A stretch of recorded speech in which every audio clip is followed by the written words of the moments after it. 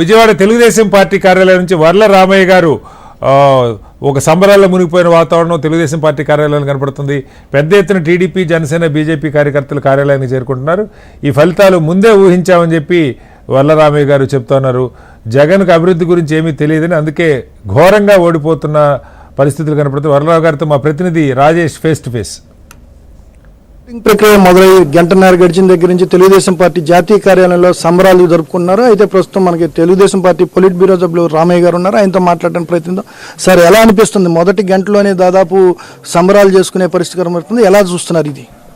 ఇది ఎక్స్పెక్ట్ చేసిందే మేము.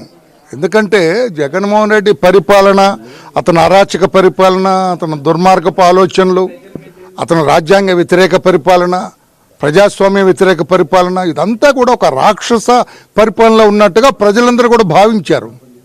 మరి ముఖ్యంగా మహిళలందరూ కూడా ఈసడించుకున్నారు అతని ప్రభుత్వాన్ని. అతని సొంత పార్టీలో ఉండే మహిళలు కూడా ఇదే ఘోరం అన్నట్లు ఉన్నారు. అతను కొన్ని వ్యవస్థల్ని పూర్తిగా నిర్వీర్యం చేశాడు. అతను ముఖ్యంగా పోలీసు వ్యవస్థని అతను తాబేదారి కింద వాడుకున్నారు. పోలీసు వ్యవస్థ ఏదైతే శాంతి భద్రతలు కాపాడాలో, ఏదైతే చట్టాన్ని ఇంటోటో తూచా తప్పకుండా అనుసరించాలో, పాటించాలో, అటువంటి పోలీసు వ్యవస్థని సొంత తాబేదారి కింద వాడుకున్న విధానం ప్రజలెవరికి నచ్చలేదు. ఎప్పుడైతే చంద్రబాబు నాయుడు గారు మంచి ఆలోచన చేసి మోడీ గారి సహచర్యంతో బీజేపీ పార్టీని, మన పవన్ కళ్యాణ్ గారు సినిమా హీరో, ఆయన చరిష్మాతోటి జనసేన పార్టీని, 3 పార్టీలు కలిపి ఎప్పుడైతే ఈ కూటమిగా ఏర్పాటైందో అప్పుడే విజయం ఈ కూటమిది అనేది ప్రజలకు అర్థమైపోయింది. ఆ రోజున 8వ తారీఖున విజయవాడ నగరంలో రోడ్ షో చేసినప్పుడు ప్రధానమంత్రి గారు, మా చంద్రబాబు నాయుడు గారు, పవన్ కళ్యాణ్ గారు, వీళ్ళ ముగ్గురు కూడా ఆ రోజున రోడ్ షోలో ఉన్నప్పుడు జనం విపరీత తండోపతండలుగా విజయవాడ నగర వీధులన్నీ కూడా జనంతో నిండిపోయినప్పుడు అనుకున్నాం తప్పకుండా ఒక ల్యాండ్ స్లైడ్ విక్టరీ రాబోతుంది, బ్రహ్మాండమైన విక్టరీ రాష్ట్ర ప్రజలు ఈ కూటమికి ఇవ్వబోతున్నారని అర్థమైంది.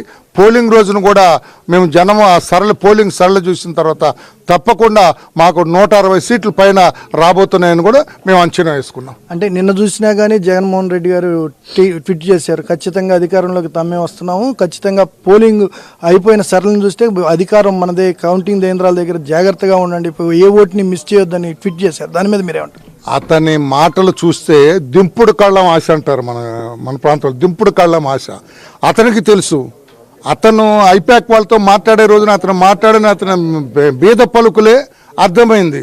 గెలవట్లేదు, వాళ్ళు ఓడిపోతున్నాం చెప్పకనే చెప్పాడు ఆయన. ఐపాక్ వాళ్ళతో మాట్లాడినప్పుడే జనానికి అందరికి అర్థమైంది. అతను కూడా చివరి ఓటు దాకా కౌంట్ చేయండి అని ఎప్పుడైతే అన్నాడో అప్పుడే అర్థమైంది అతను ఓడిపోతున్నాడని. అతనికి ముందే తెలుసు. సజ్జలు ఎప్పుడైతే తగులాడండి, గొడవలు పెట్టుకోండి, కౌంటింగ్ సెంటర్లో అరాచకాన్ని సృష్టించండి అని అతను అడిగి ఎప్పుడైతే కేసులో ఇరుక్కున్నాడో వాళ్ళు ఓడిపోతున్నారనేది జనానికి అర్థమైంది. జగన్మోహన్ రెడ్డికి వాళ్ళ టీం కూడా ముందే అర్థమైంది.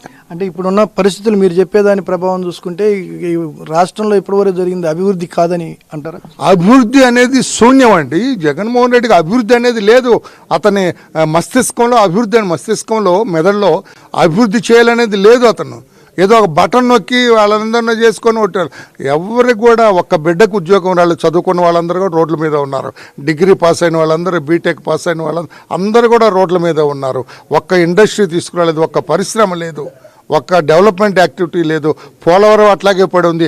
అమరావతి గురించి ఒక కుప్పిగంతులేసి పిల్లి మొగ్గలు వేసాడు. అక్కడ రాజధాని, ఇక్కడ రాజధాని, ఇక్కడ రాజధాని అని ఏమీ లేకుండా చేశాడు. ఇవన్నీ కూడా రాష్ట్ర ప్రజలకి అర్థమైంది. ఇది జరిగేది కాదు. మాకు ఒక ల్యాండ్ స్లైడ్ విక్టరీ మేము చెబుతాం.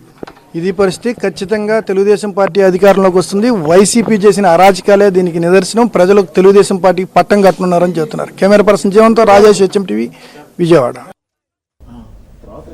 డిబేట్లో మరో చిన్న విరామం.